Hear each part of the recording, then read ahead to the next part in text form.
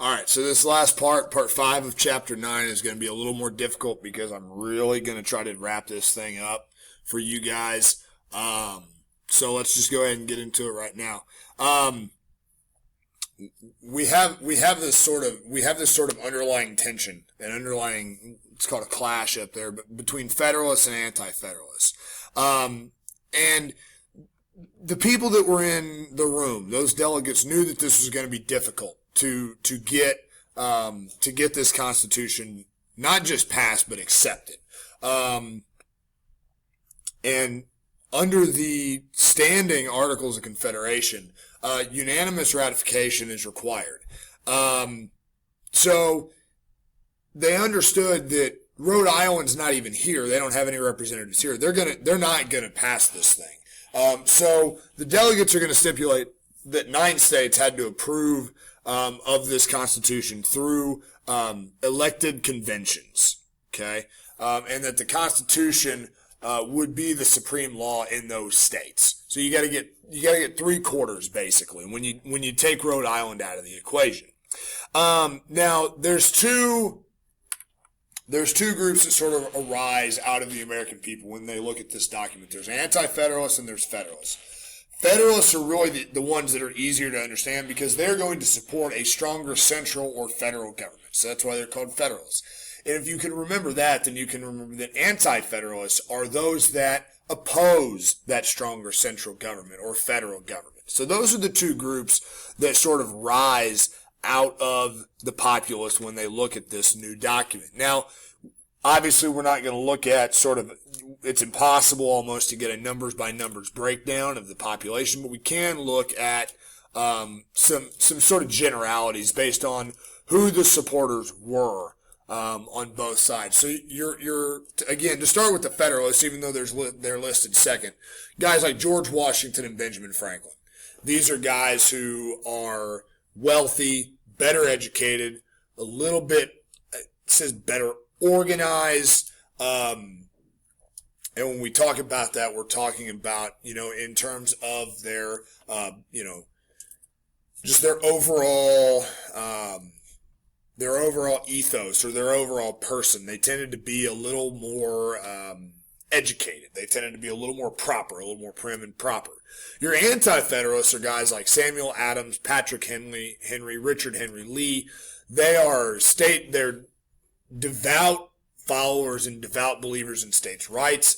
They typically are going to be in rural areas. They're going to be small-time farmers, and they're more likely to be debtors.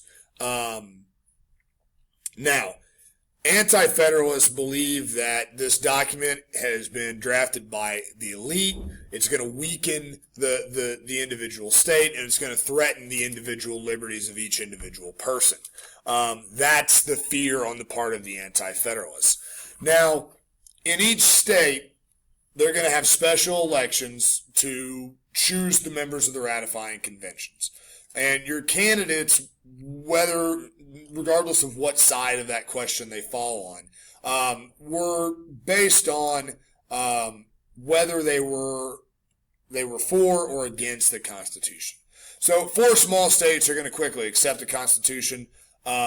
Pennsylvania is sort of your 5th. They're the first large state to ratify. Massachusetts is actually the one, and this is somewhat surprising given their overall makeup. They tend to be a more, for this time period, even an urban state because they are so small and so seaboard. They're the ones that are going to demand a Bill of Rights, which we'll get to here in just a minute. Once they are assured of a Bill of Rights, they ratify by a fairly narrow margin of just 9 votes. I think that's 9. My math is a little fuzzy. I think it's actually 19 now that I look at it. 3 more states then sign on. New Hampshire's the last, except for these last 4 states. So we've got our 9, but Virginia, New York, North Carolina, and then obviously Rhode Island are now they're now sort of the outliers. They're the ones that are left. And the document is officially signed on June 21st, 1788. So if you look at it, the Revolutionary War, we signed the Declaration of Independence in 1776, declaring that we're free from Great Britain. We don't actually win the war until, the peace treaty signed in 1783, and we don't actually adopt our current form of government until 1788. So this takes some time to get done. Now, the laggard states, those 4 states that I listed earlier, we'll kind of take them a little bit one by one, and Virginia is the one that is the most fierce in terms of anti-federalist opposition, again, because they're probably the most rural out of all of the states. Basically, they believe that this document's going to kill, this is going to kill freedom in this new country. Now, keep in mind that Virginia, the fiercest of anti-federal opposition, they also provide George Washington, who becomes our first president, obviously, James Madison, who's considered the father of the Constitution, people like that. And probably one of the more intense debates, the state finally ratifies the Constitution by a vote of 89 to 79. New York, Alexander Hamilton, John Jay, and James Madison write a series of newspaper articles defending this Constitution. It's called the Federalist Papers. We're actually going to read Madison's Federalist number 10 in class. Basically said that we can't have a Republican government over a large territory. What's important to keep in mind is that Republicanism, this idea of electing representatives to represent the will of the people, has been done before.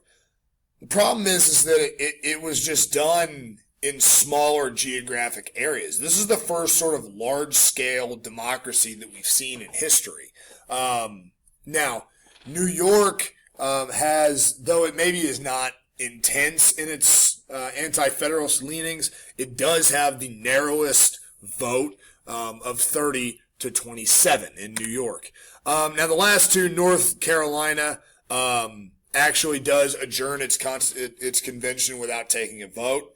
Rhode Island didn't summon a convention, and they actually reject the Constitution by what's called a popular referendum. In other words, they put it to a vote of all the people, and the majority of the people in Rhode Island voted against it. These are, and this is true even today, North Carolina and Rhode Island are probably the most rugged and ardent individualists, meaning that they believe just don't mess with me. Large-scale government has no place in my personal life. That is still true even to this day, and it's definitely true during this time period. There's rioting that breaks out in places like New York and Pennsylvania there in the middle colonies. There's a lot of pressure. There's a lot of sort of behind-the-scenes wrangling going on to try to persuade those who had said that they would vote against it. And at the end of the day, even states like North Carolina and Rhode Island, even though they really didn't want to, they have to ratify the Constitution because they realize that if they don't, there is no way that they can safely and effectively exist outside of this new nation. So at the end of the day, guys in Rhode Island, guys in North Carolina, they're forced into this. They really don't have much of a choice because if they don't, they are basically committing political and economic suicide. So the minority triumphed, and they actually triumphed twice. In the Revolution, that's your first victory, where you have that minority of radicals that say we need to get rid of the British, and then you have a minority of conservatives that actually overthrow the Articles of Confederation. The majority hasn't spoken yet. Only a quarter of adult males in the states voted for delegates to send to the ratifying conventions. Not a quarter of adult males voting on the Constitution. A quarter of adult males, white males, voting for the people that voted whether or not to approve the Constitution. It really is. It really is astounding that for a nation that claims to be all about the majority, that it's really a small minority that actually is the engine that drives us to independence and drives us to the form of government that we have today. Now, there is sort of a redefinition of popular sovereignty here. Okay, anti-federalists are going to tell you that the only faction, the only group that can represent the people are the legislatures that they elect. The Federalists are going to claim that actually each branch of this new government can represent the people. And in order to kind of keep this in balance, because your Federalists here are kind of sounding a little bit like the British when they talked about virtual representation. To keep the balance here, we have a self-limiting system of what's called checks and balances between the three branches. Now, keep in mind, I say the three branches. The judicial branch does not exist in its current form at this stage. That doesn't come until much later in history. I haven't really talked much about the judicial branch, and we will not talk much about it in this chapter because we're going to get to it much later. Now, the pursuit of equality is something that eludes us even today in terms of, who gets to vote. How do we address people in this new society? Ordinary people begin insisting that they be called Mr. and Mrs.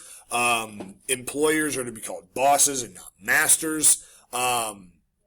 It's really sort of a strange new world, literally and figuratively, that we are in, because equality is something that's difficult to attain. There are issues about separating the church and the state. The Anglican Church, that Church of England, is basically disestablished, meaning that it's basically done away with. There is a church that rises in its place. It's a Protestant church. Separating religion from government is very, very difficult in places like Virginia. And there's sort of, even to this day, there are obviously isolated places where religion is a little bit more difficult to separate from the state. And we hear that term separation of church and state, and we'll talk about that in class and how that's something that's sort of come about in the years after the passage of the Constitution. It's really a difficult thing to explain. You see the Quakers began. The Quakers during all this have found the first anti-slavery society. So even now, this is as a precursor to the Revolution, where we see that people are beginning to call for the abolishment of slavery. There's a couple different states that call for either the outright or the gradual freeing of the slaves. Even some in Virginia actually do free their slaves. Basically, again, it's one of those really weird things where you see those things rise up, but not everybody's overturned. Even though you have these factions like the Quakers that are fighting for the emancipation of the slaves, you also see the slave trade domestically here in the United States grow pretty dramatically. Most of the North end slavery, but they don't do so immediately. They gradually do it. Pennsylvania is the southernmost state to abolish slavery. And this all goes to that pursuit of equality. Why aren't there more rapid changes? We'll get into this much, much later. But basically, it's viewed, and James Madison puts it kind of aptly, says, great as the evil of slavery is, a dismemberment of the Union would be worse. So that's why they don't go more radically on that. There's also, we're not extending freedom to women. So there's not equality there. I'm not going to make it all the way through this. I'll have to give you the last few slides in class.